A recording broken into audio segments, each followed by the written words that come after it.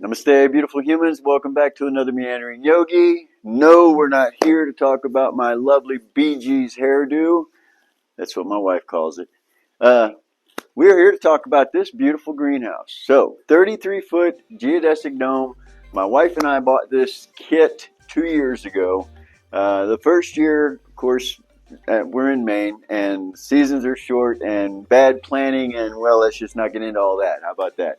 So first year, I ended up hiring my neighbor. We didn't have any equipment at the time. I didn't have the tractor to backhoe, so we hired our neighbor, great fella. He come down. He took his track hoe and cut in the footer ditch and cut in our drain line ditch. We had to go a couple hundred feet that way to get the footer drain to drain. So anyway, what I want to do is go over the video of us building this place and talk to you a little bit about that.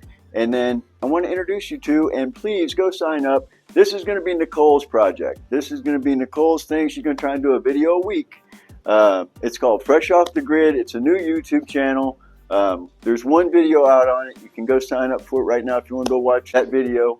I think it was on the stuff she planted in the fall and why, just to keep the beds lively through the first winter that we had the place, which was last winter.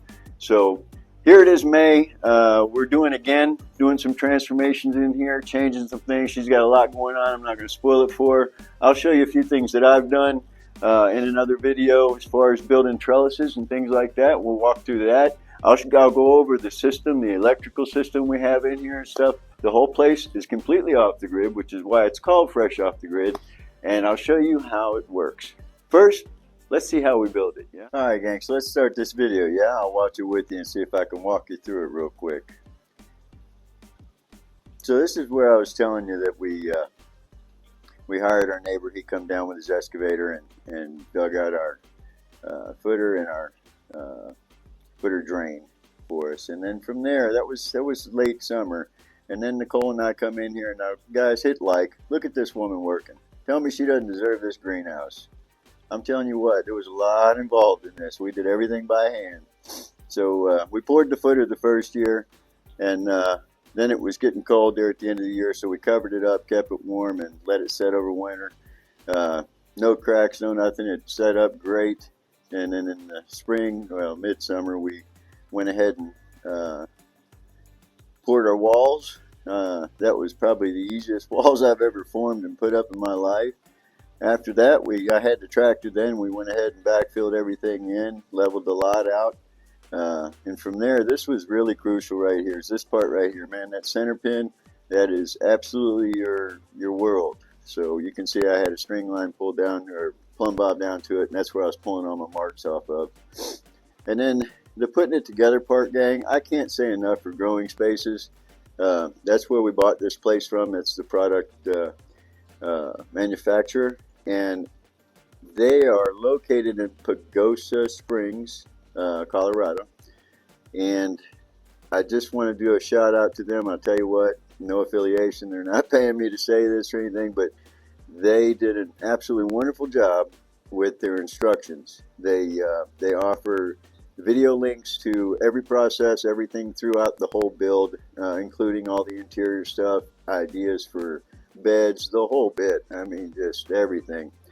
Absolutely great outfit. I think I called them twice only because I was just a tad bit concerned about my setup as far as my outer ring and stuff, and really that means everything, getting that outer ring and getting your foundation right. You get that right and the rest of it just goes together like a breeze.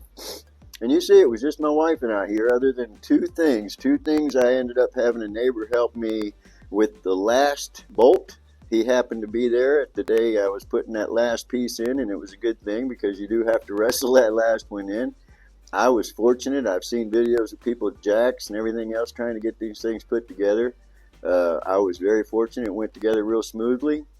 Just Jeff and I, my neighbor, and we wiggled it in there. But there was that time, and then at the end of the process, now I don't have it on video, but when we went to tape this building up, after you put all this polycarbonate up, you go over across everything with clear tape. Excuse me. So putting that tape on, I called some neighbors, and I think we ended up getting 5 people down here to help us out, and that worked out really well. you almost have to have a crew, really. I don't think I'd want to try it with just 2 people. You really need a few people. So that went well as far as getting everything together. And again, gang, I got to tell you, shout out to Nicole. She really worked her butt off in this whole thing. The polycarbonate panels here, they go up. They're real light, real easy. I think it was 5 screws per side, if I remember correctly.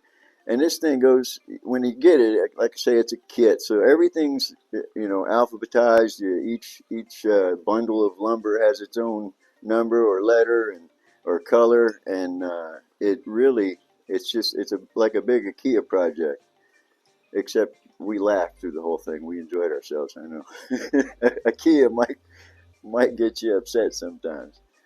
No harm to IKEA, of course. So anyway, great project, gang. I'll tell you what, now, if you got any questions, then we went in and put this power up. I've actually upped it since then. I'll go over and do some other videos on the side of other stuff I've done with the place. That's what it looked like when we first finished it. Now, right here, this was metal I bought. They give you a whole material list of stuff you need, so you can get your stuff ahead of time and get all that prepped and ready. And so this was putting the pond in. Went in, dug everything out. Go in, I put animal cloth underneath and cardboard and sand. But I'll tell you what, gang, this is just a lovely, lovely project. And, well, of course, you see what it's turned out to be since then. But any questions you got, please leave them. Any comments you got. We local sourced all this. This is cedar, rough cut cedar that we bought here local, and metal we bought here local. And then this right here, I was in the back 80 back here in the forest getting our dirt because we did a hugel culture in all the beds. So that's all forest dirt there in the bottom with the lumber. And then we topped it off with some other topsoils and things. And I'll let her get into all the stuff she put in there. This was undersoil and underlayment for the soil. It's a heated system. I'll go over that with you. But that's about it, gang. A couple nice, beautiful shots of the place. But we'll do some more videos. I'll link her YouTube channel to the bottom, Fresh Off the Grid. Go check that out. And that's about it. Much love and respect. I will see you in the next one.